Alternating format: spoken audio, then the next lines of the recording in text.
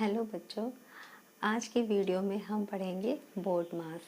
इससे पहले वीडियो में हमने पढ़ा था कि डी मास को कैसे सॉल्व किया जाता है और आज हम सीखेंगे बोर्ड मास को सॉल्व करना।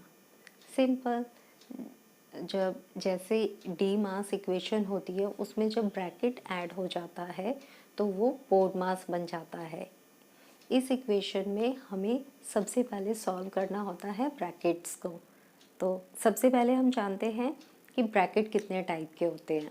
तो अभी आप 5th स्टैंडर्ड में हो तो अभी आपको सिर्फ 2 टाइप्स के ब्रैकेट सीखने हैं। एक स्मॉल ब्रैकेट जो इस तरह से होता है, हाफ कर्व, ये इनर साइड होता है स्मॉल ब्रैकेट, इसीलिए इसका नाम है। देन अदर क्या है, बिग ब्रैकेट, जो ऐसे हाफ रेक्टेंगल शेप, मान लो हाफ रेक्टेंगल, तो ये आउटर में होता है। इसको यूज़ कैसे करते हैं, पहले स्मॉल इनर ब्रैकेट यूज़ होगा, फिर उसके आउटर में ये बिग ब्रैकेट होगा। ठीक है, इसका एक एग्जांपल लेते हैं हम। जैसे ये है 98 divided by, open the bracket 6 plus, open again bracket 64 divided by 8 and close the bracket. ठीक है, तो अब इसमें ये डिवाइडेड है। हमने तो डी मास में पढ़ा था कि सबसे पहले हम डिवीज़न सॉल्व करते हैं, बट अगर इस इक्वेशन में ब्रैकेट आ जाता है तो इट मीन्स ये सॉल्व होगा बोर्ड मास के रूल से। तो बोर्ड मास का रूल क्या कहता है कि सबसे पहले हमें ब्रैकेट को सॉल्व करना होता है। जैसे बोर्ड मास की डेफिनेशन क्या होगी, अगर इसको हम ओपनली खोल के पढ़ें कि इसकी फुल फॉर्म क्या होगी, तो B4 होता है ब्रैकेट, O4 होता है of, D4 division, M4 multiplication, A4 addition and S4 subtraction. वही डी मास यानी कि ब्रैकेट ऑफ डी मास। अब ऑफ का होता है यहाँ पे मल्टीप्लिकेशन। ठीक है, ऑफ को अप्लाई करते हैं मल्टीप्लिकेशन के लिए, यानी कि चलो इसको हम आगे सॉल्व करते हैं तो आपको पता चलेगा कि ब्रैकेट को खोलने पर क्या साइन होता है।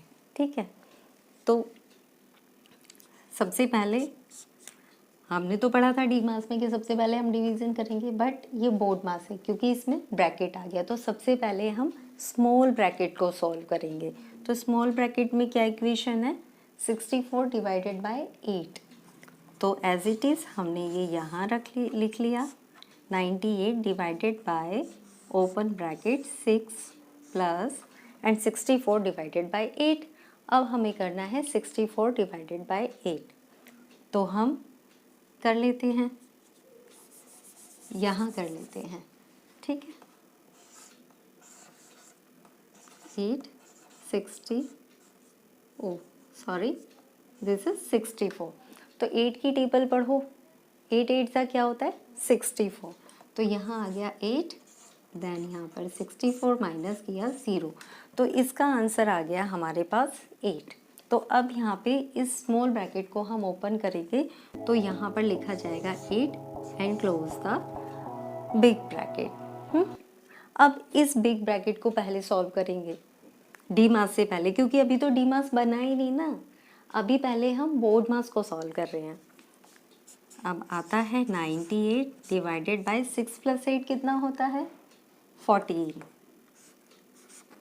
अब ये जो इक्वेशन है ये बनी है डी मास। अब यहाँ पे हम डी मास अप्लाई करेंगे, तो डी मास में सबसे पहले क्या होता है डिवीज़न, तो हम यहाँ पे डी लिख देते हैं।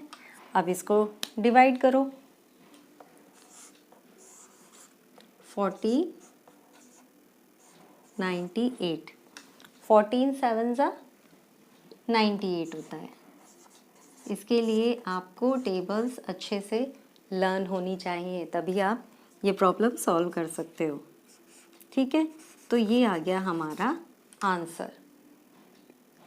सिंपल, जैसे डी मास सॉल्व किया जाता है ऐसे ही बोर्ड मास होता है। बस बोर्ड मास में क्या होता है कि जब डी मास इक्वेशन में ब्रैकेट इंक्लूड हो जाता है तो वो बोर्ड मास कहलाता है। तो उसमें सबसे पहले हमें ब्रैकेट्स को सॉल्व करना होता है, पहले स्मॉल ब्रैकेट सॉल्व होता है, अदर देन बिग ब्रैकेट को सॉल्व किया जाता है, फिर उसके बाद डी मास को अप्लाई किया जाता है। सेम वैसे ही पहले डिवीज़न, फिर मल्टीप्लिकेशन, फिर एडिशन एंड लास्ट में सब्ट्रैक्शन।